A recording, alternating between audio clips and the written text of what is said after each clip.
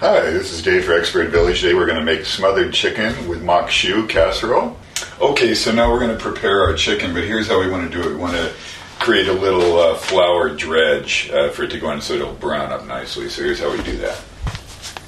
Okay, so I just like to pour some flour. I have a paper plate here. You use whatever you need. Go ahead and put that in here. I'm using sort of a wheat flour here. You can just use regular white flour if you'd like. Pretty southern tradition to do. And I like to season it up a little bit. So I'm going to use some black pepper.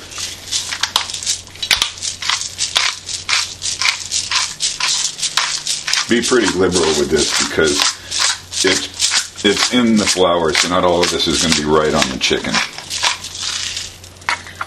We got that. We got some nice salt here to put in. This is going to be sort of the coating seasoning for your chicken.